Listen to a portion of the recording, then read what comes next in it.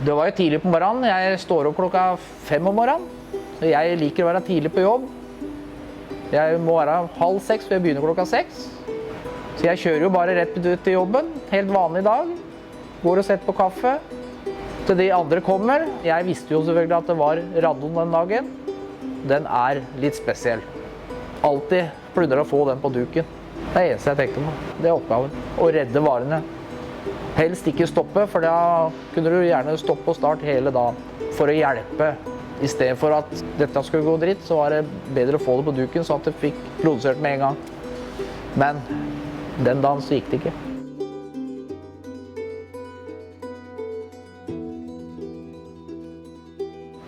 Og deriblant så prøvde jeg for å redde varen da, i stedet for å stoppe maskinen.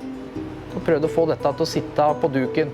Hånda gikk, eller hansken var den som tok tak i hånda mi, og da, den stopper ikke, så du bare blir dratt med rett inn i maskinen. Og der er det varme, og det er ganske bra press på den gummivalsa. Det første jeg tenkte var å komme meg bort til vasken og få lagt meg ned på gulvet og få avkjøla handa, men for meg så var det ikke spesielt vondt med en gang, for det var vel antageligvis mye adrenalin, antageligvis, at jeg tenkte ikke på det. Det eneste jeg begynte å svette ganske mye, så jeg måtte bare rive av meg sånn at jeg lå med bar overkropp og holdt på å svette i hjel. Gått en liten stund, så satte jeg meg på gulvet, og jeg sitter og tuller og tøyser med alt og alle. Det begynte jeg å gjøre der, og tenkte liksom ikke noe særlig over hva som hadde skjedd. Det er bare jeg vet at et eller annet har skjedd, det er det eneste jeg vet. Dessverre så kikket jeg på handa, for jeg hadde den jo inn i håndflata sånn, og da så jeg at det var bare splintrer og litt forskjellig.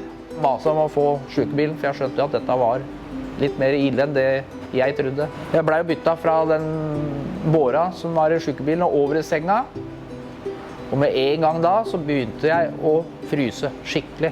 Ordentlig fryse. Men da var jeg bare overkropp, for jeg hadde jo rivet av meg klærne, og de smerter der, det er...